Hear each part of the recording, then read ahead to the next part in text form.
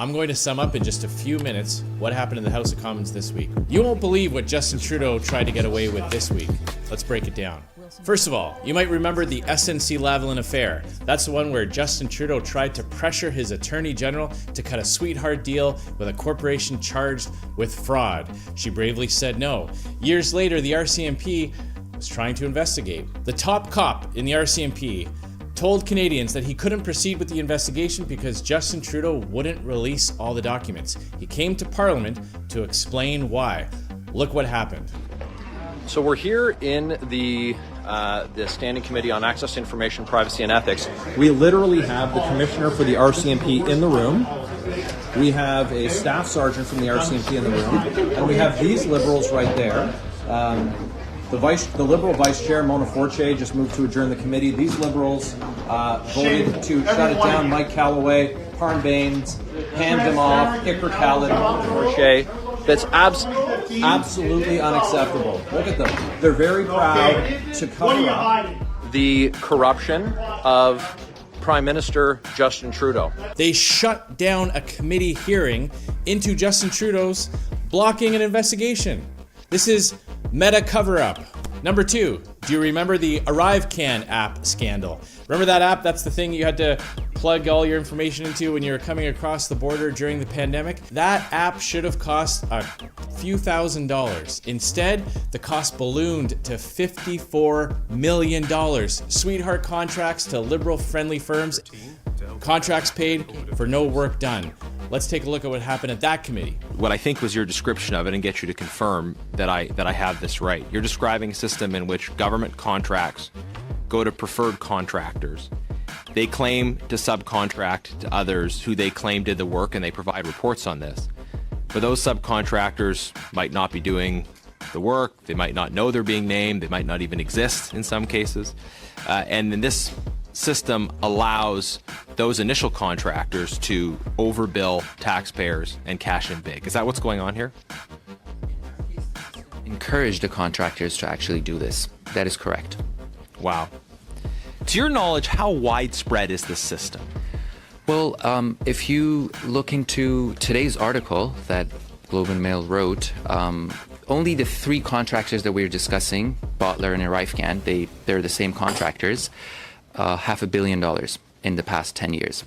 The Liberals paid millions of dollars in contracts to companies that didn't do any work. I had never even heard the term ghost contract before. But here's what it is. It's when a company wins a contract and then creates phony invoices for subcontractors for work that was never done.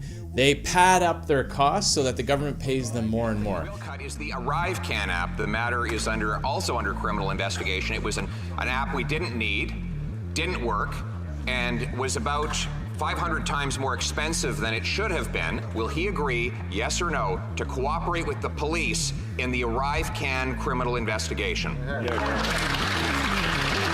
Well, once again, Mr. Speaker, when the Leader of the Opposition talks about dividing Canadians, he doesn't actually want to accept that over 80% of Canadians chose to get vaccinated during the pandemic, Mr. Speaker. And he continues to play divisive games. He continues to play divisive games to try and divide Canadians on a matter core to public health and public safety.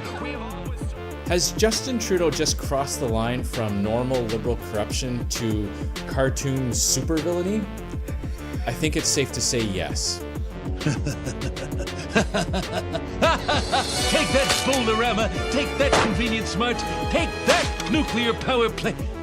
Do fiddlesticks. Now, waste and corruption is bad enough when you think about how hard you work for your paycheck and all the taxes that Justin Trudeau collects off of it. But when all that extra spending adds to inflation as well, you pay a double whammy. And this week, the Bank of Canada governor finally came clean and admitted that Justin Trudeau's deficits are driving up inflation.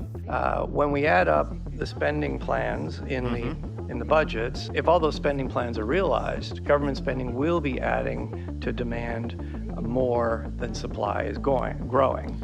And in an environment where we're trying to moderate spending and get inflation down, that's not helpful. If only someone might have warned them that all that extra spending without economic growth to go along with it would lead to higher prices. New cash creation constituted $303 billion of the sources of revenue of this government.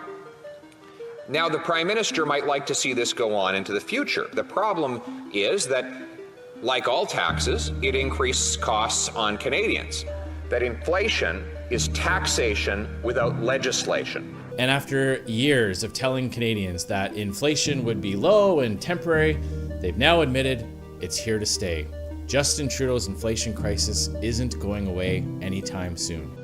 All this is making underlying inflation more persistent. Yep. The combined impact of all these factors is that we now expect inflation to be about 3.5% through to about the middle of next year.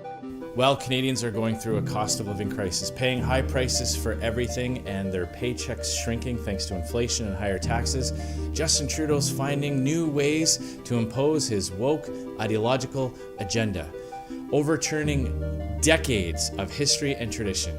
The Trudeau Liberals have announced that chaplains are no longer allowed to say prayers at Remembrance Day ceremonies. But now, under this Liberal government, our military chaplains are being told they can't even pray for the fallen. During World War II, chaplains led prayer on the boats on the eve of the D-Day landings. And chaplains have provided last rites to dying soldiers in the fields. But now, the Prime Minister is telling Canadians that on Remembrance Day, they can't even pray for those who fought for our country? What is going on, Mr. Speaker? Conservatives are going to fight back against this ridiculous decision. And last, but certainly not least, unless you're counting how many projects it's completed, is the Canada Infrastructure Bank. This is the bank that Justin Trudeau started with $35 billion of your money that hasn't completed a single project and loses money every single year. Only a bank run by Justin Trudeau could lose money in Canada. The All-Party Infrastructure Committee recommended that the Government of Canada simply abolish this bank. Conservatives voted for this common sense recommendation. Liberals voted to keep wasting your money. Remember previous Liberal governments that might have one or two of these scandals every year? This was all in just 1 week. 1 week in Justin Trudeau's government. We saw more corruption, more scandals, higher taxes, and higher inflation. So the good news is, as we head into the weekend, is that the House of Commons won't be sitting. So Justin Trudeau will be limited as to what kind of damage he can do. But I hate to think about what's going to happen on Monday. Conservatives fought hard to uncover this corruption and fight for lower taxes and lower inflation. And we'll do the exact same thing week in, week out, until you get a common sense government. And as always, thanks for watching.